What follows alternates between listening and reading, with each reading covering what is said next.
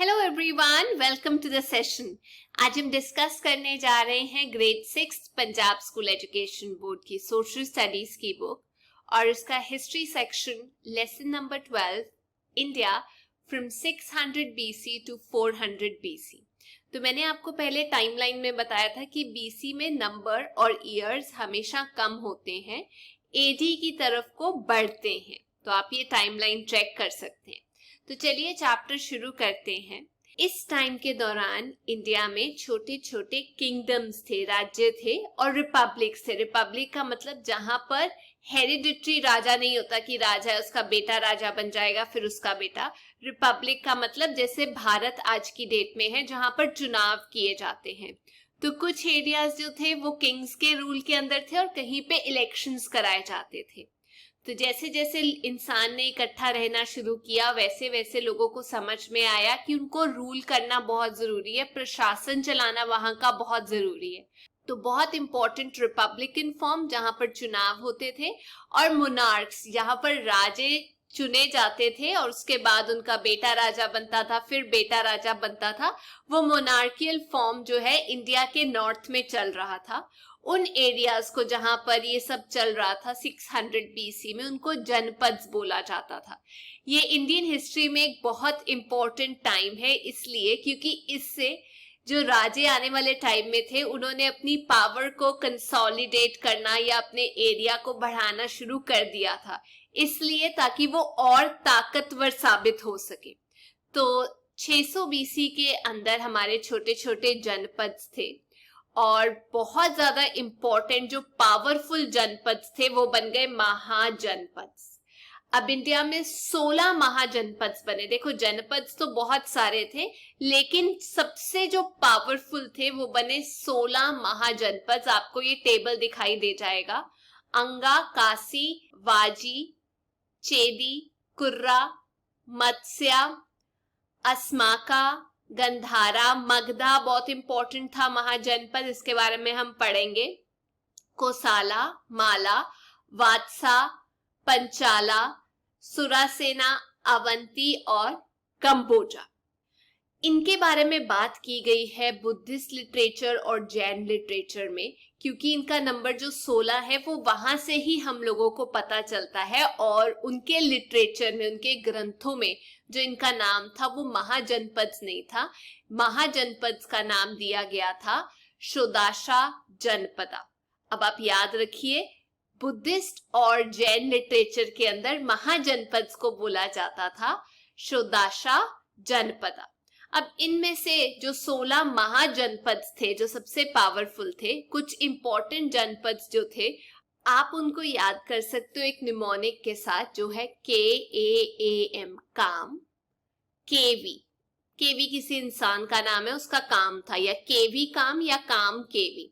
अब देखिए के से हो गया काशी, ए से अंगा, फिर ए से अवंती, एम से मगधा बहुत इंपॉर्टेंट है, फिर के से कोसाला और वी से हमारे पास आ जाता है वात्सा। तो काम केवी करके आप याद कर लेना।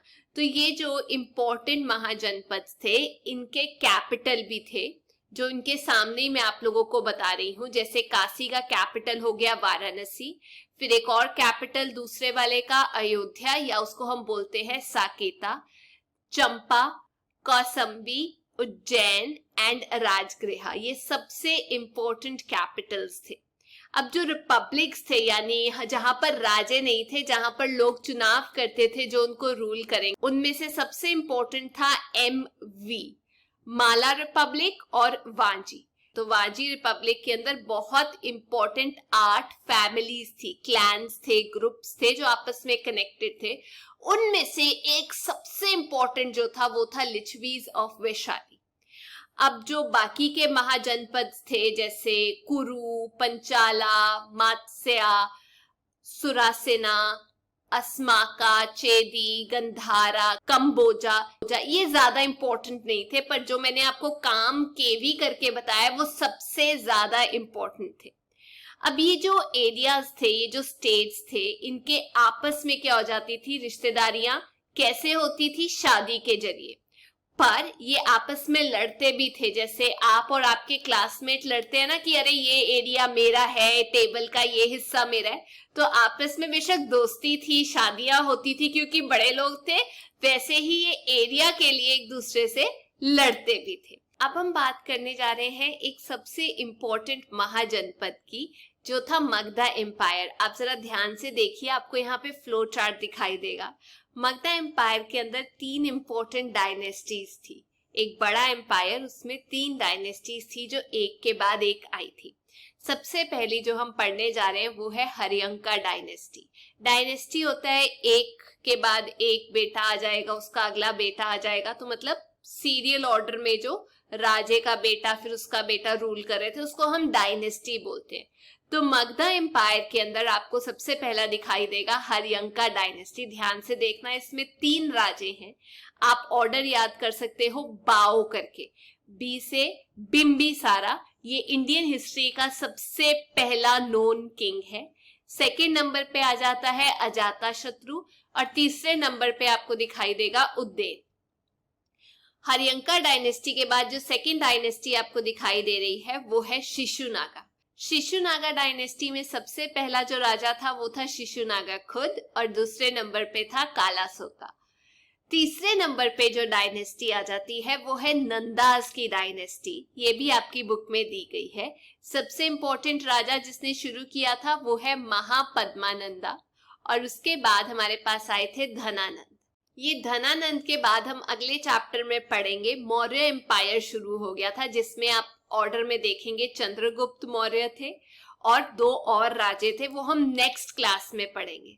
चलिए सबसे पहले हम शुरू करते हैं मगधा एम्पायर के राइज के बारे में पढ़ते हैं और उसमें कौन कौन से इंपॉर्टेंट किंग थे और उनको कैसे डिफीट किया गया। जो महाजनपद थे उनमें से एम से महा, एम से मगधा।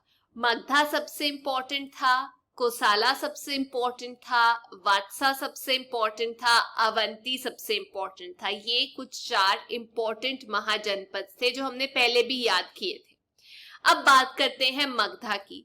मगधा कौन से एरिया को कवर कर रहा था? पटना और गया जो बिहार में है, और बढ़ते बढ़ते काफी एरिया उसने अपने कंट्रोल में कर लिया था, जिसमें हम ये कह सकते हैं कि उस टाइम पे सबसे पावरफुल राजा आया था, सबसे पहला राजा इंडियन हिस्ट्री का, बिंबिसारा। वो थे हरियंका डायनेस्टी से, जो कहां पे थी, कौन से एरिया के अंदर आ रही थी? मगधा एम्पायर। सो मगधा एम्पायर के अंदर हरियंका डायनेस्टी और हरियंका डायनेस्टी के अंदर सबसे पहला राजा था बिंबिसारा। इन्होंने अपना राजकाल शुरू किया था 543 बीसी में और इन्होंने रूल किया था टिल 492 बीसी। और इनके टाइम पे बुद्धा भी आ गए थे। तो जब मैं बोलूं ये कंटेम्प्रेरी थे बुद्धा के, मतलब बुद्धा भी उस टाइम पे अपना रिलीजन प्रीच कर रहे थे और इस टाइम पे बी से बुद्धा, बी से बिंबिसारा थे।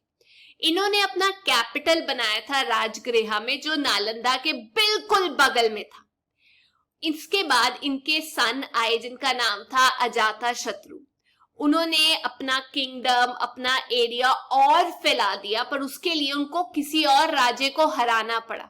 किसको हराना पड़ा? एक तो काशी, कोसाला, वैशाली, और उसके बाद उन्होंने पाटलिपुत्र जो कि है पटना, उसको अपना नया कैपिटल बना दिया। पहले जो कैपिटल था वो था राजगृह, उसके बाद आर से वो चले गए पी तक, यानी कि पाटलिपुत्र भी उनका कैपिटल बन गया।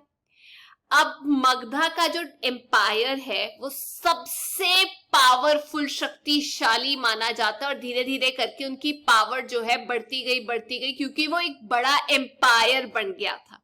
हम इसके बारे में और डिटेल में पढ़ेंगे अगले चैप्टर में। बट अगर हम बात करें अजातशत्रु की, उन्होंने रूल किया था 492 बीसी से लेकर 460 बीसी तक, जब उनके फादर की डेथ हो गई थी बिंबिसारा की। फिर आए थे अजातशत्रु, पर जब अजातशत्रु की डेथ हो गई तो उसके बाद जो रूलर आए वो थे उदयन।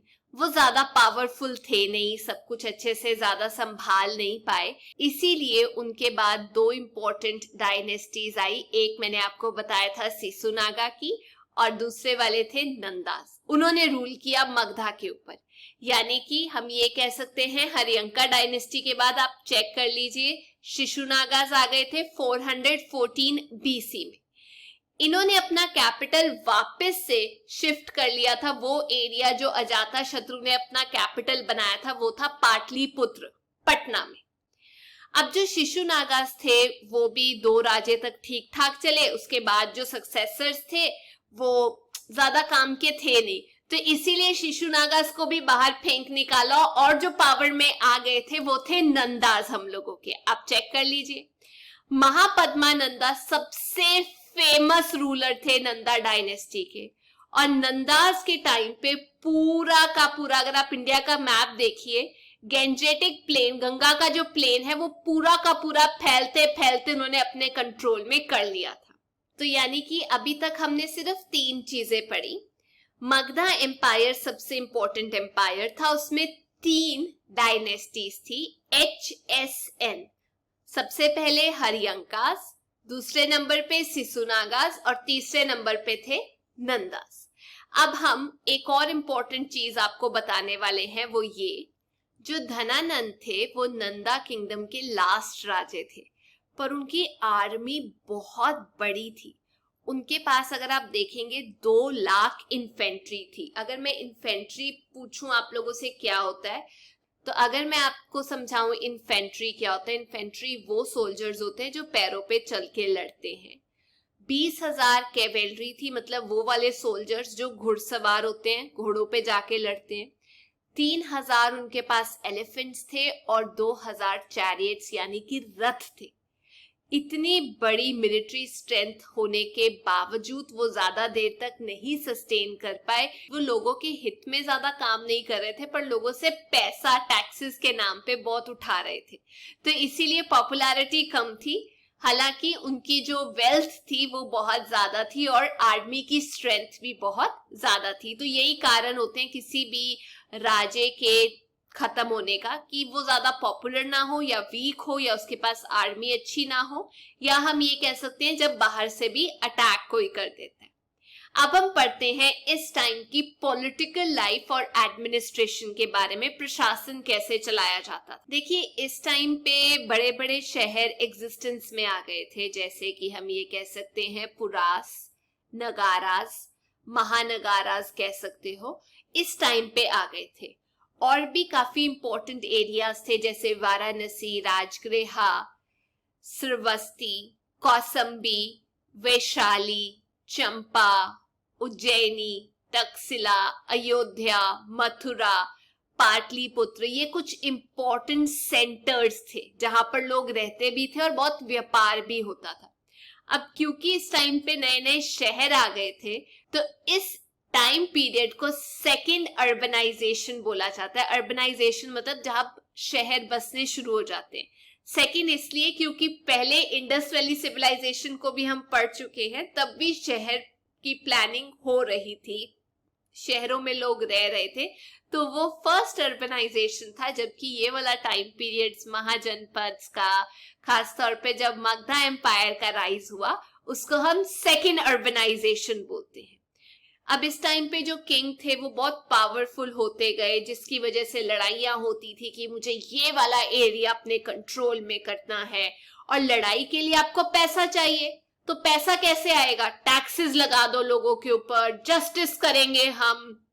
तो बेसिकली ये सारा काम करने के लिए उनको लोगों की जरूरत थी, तो इसीलिए उन्होंने अलग अलग तरीके के ऑफिशियल्स बनाए।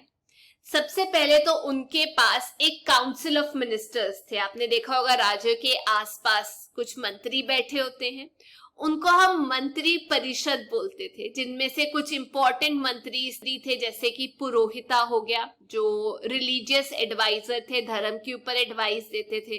सेनापति, लड़ाई में जो जाते थे, कमांडर इन चीफ हो गए। संग्रहात्री थे, ट्रेजरर, जो पैसे की देखरेख करते थे।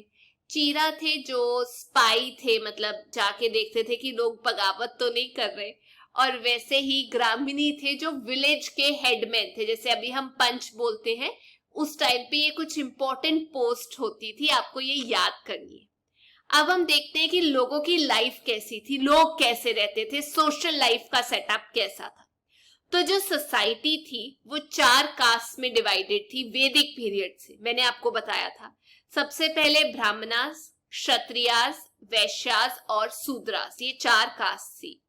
इनके अलावा जो भी इंसान जैसा भी काम कर रहा है, जो उसका प्रोफेशन है, उसके हिसाब से भी कास्ट के नीचे सब कास्ट होती थी। आपने अभी देखा होगा, एक इंपॉर्टेंट कास्ट होती है, उसके नीचे बहुत सारी कास्ट होती हैं। जैसे कि उस टाइम पे जो काम करते थे लोग, वो थे कारपेंटर्स, जो लकड़ी का काम करते हैं, ब्लैक स्मिथ, लोहार हो गए, चैरियट मेकर्स जो रथ बनाते थे, गोल्ड स्मिथ जो गोल्ड का काम करते थे, पॉटर्स जो अर्दन पॉट्स, क्ले के पॉट्स बनाते थे, ऑयल प्रेशर्स वाले, मतलब अलग अलग काम करने वाले लोग।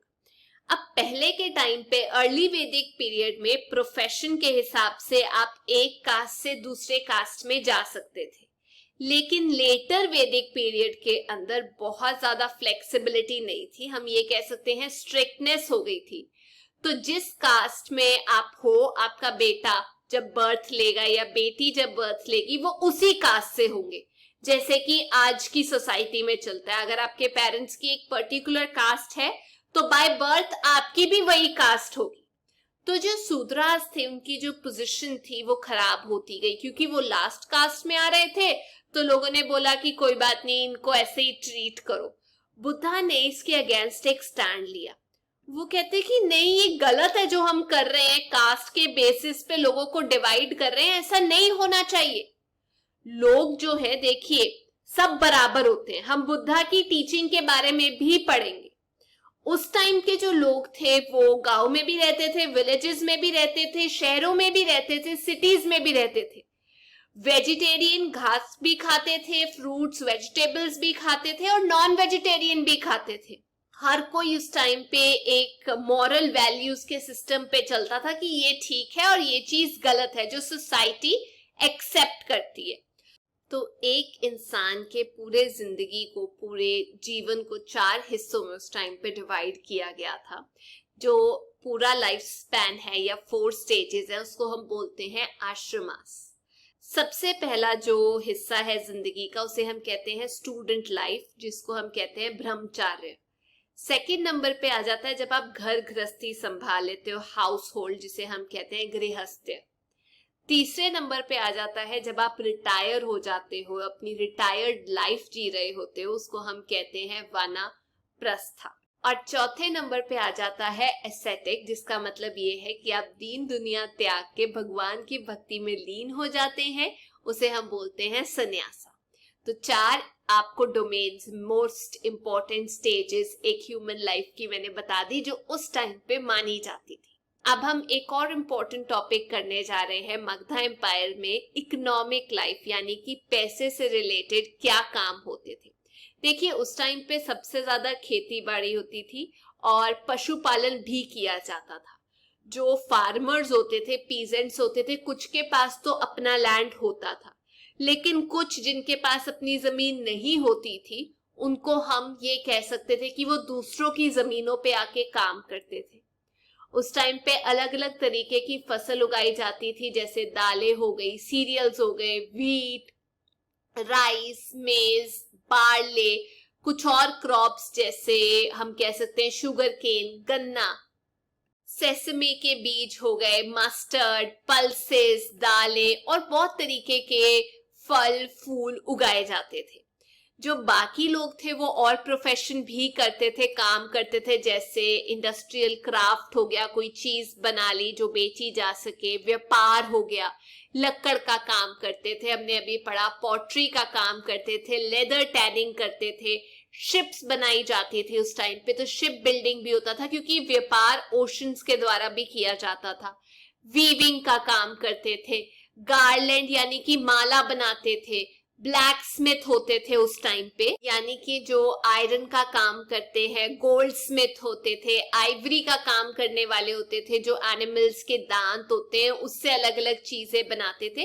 तो लोगों ने भिन्न भिन्न प्रकार के अपने ऑक्यूपेशंस चुने हुए थे। कुछ लोग अपनी रोज की जो पैसे हैं, अपनी अर्निंग है, वो फिशिंग करके, मछलियां पकड़ के, शिकार करके, डांस करके, एक्टिंग करके और सांप को नचा के भी पैसे कमाते थे। अब ये जो लोग थे जो एक प्रोफेशन के होते थे वो अपने आप को एक ग्रुप में बांध लेते थे और वो ग्रुप बाय ग्रुप सबके अलग अलग कैरेक्टरिस्टिक्स होते थे, ट्रेड्स होते थे। उस ग्रुप को हम यूनियन बोलते थे, गिल्ड्स बोलते थे, या हम कह सकते हैं श्रेणी। जैसे कि शिप बिल्डिंग वाले लोगों की एक श्रेणी हो गई और उनका एक हेड होता था, या हम कह सकते हैं प्रेसिडेंट होता था जो चुनाव करता था आगे कैसे जाएगा, ये चीज आगे कैसे सिखाई जाएगी। अब जो व्यापार होता था इस टाइम पे, क्योंकि इतनी चीजें बन रही थी, वो उस कंट्री के, जैसे इंडिया की बात की जाए तो इंडिया के अंदर भी होता था और इंडिया से बाहर भी सामान जाता था। इंडिया के अंदर व्यापार करने के लिए तो सड़कें होती थी, लेकिन बाहर के देशों से व्यापार करने के लिए हम लोगों ने देखे हैं सी पोर्ट्स, वो पाए गए हैं। शिप्स के द्वारा बोट्स का इस्तेमाल करके ट्रेड व्यापार किया जाता था। जो मर्चेंट्स होते थे जो सामान एक जगह से दूसरी जगह लेकर जाते थे उनको हम बोलते थे सरतावाहा, जो मर्चेंट्स होते थे। और जब वो एक जगह से दूसरी जगह जाते थे तो उनके पास आप कह सकते हो गाड़ियां नहीं होती थी, लेकिन तबेले टाइप होता था, कुछ एक कार्ट टाइप होता था जिसको हम कारवां बोलते हैं। पहिए नीचे लगे होते थे और उसको आप एक जगह से दूसरी जगह तक लेके जा सकते हो, जैसे आजकल बंजारों के पास होता है। तो जो इंडिया का सामान था वो ना केवल इंडिया में बल्कि बाहर के देशों में बहुत डिमांड में था। उस टाइम पे जो पैसे का लेन देन किया जाता था वो था कॉपर और सिल्वर के अंदर। ज्यादातर जो पैसे हैं, जो मेटल पाए गए, उनकी शेप तो पक्की नहीं होती थी, कोई ट्रायंगल में, थोड़ा किसी और शेप में, लेकिन उनका जो वजन था वो बिल्कुल सही होता था। उसके ऊपर कुछ ना कुछ छापा होता था, पंच किया होता था, या तो कोई सिंबल हो गया या राजे की तस्वीर हो गई, तो इसीलिए उनको हम पंच्ड कॉइन्स बोलते थे, जिनके ऊपर कुछ छपा हो, पंच्ड सिक्के। इस टाइम पे जो लोग हैं वो सरकार मतलब राजों को पैसे देती थी। अब वो पैसे किस किस पे देती थी, टैक्स प्रजा किस किस चीज पे देती थी? देखो, 1/6 जो एग्रीकल्चर के ऊपर प्रोड्यूस आपका आता है उसके ऊपर टैक्स देना पड़ता है, मतलब 1/6 हिस्से के ऊपर टैक्स देना पड़ता है। फिर उसके बाद इंडस्ट्रियल गुड्स, जो भी आप सामान बना रहे हो या आप व्यापार कर रहे हो, तो कितना व्यापार कर रहे हो, उसकी कितनी कॉस्ट है, उस हिसाब से भी टैक्स दिया जाता था। तो ये थी आज की क्लास। मैं उम्मीद करती हूँ आपको मगध एम्पायर के बारे में काफी कुछ पता लग गया होगा। पर जाने से पहले मैं 2 चीजें आप लोगों से पूछना चाहती हूँ। सबसे पहली ये कि वो जो 4 स्टेजेस हैं ह्यूमन लाइफ की, उसे क्या बोला जाता था? और दूसरी और सबसे इंपॉर्टेंट चीज, मगध एम्पायर के अंदर कौन कौन सी 3 इंपॉर्टेंट डायनेस्टीज थी? इन 2 सवालों के जवाब मुझे जरूर देना कमेंट सेक्शन में। तो ये थी आज की क्लास। अगर आपको पार्ट 2 देखना है तो नेक्स्ट वीडियो जरूर देखिए, जिसमें हम जैनिज्म और बुद्धिज्म के बारे में डिटेल में डिस्कस करेंगे ट्रिक्स के साथ। अगर आपको वीडियो अच्छा लगा, please make sure you like, share and subscribe. Till then, take care. Bye bye.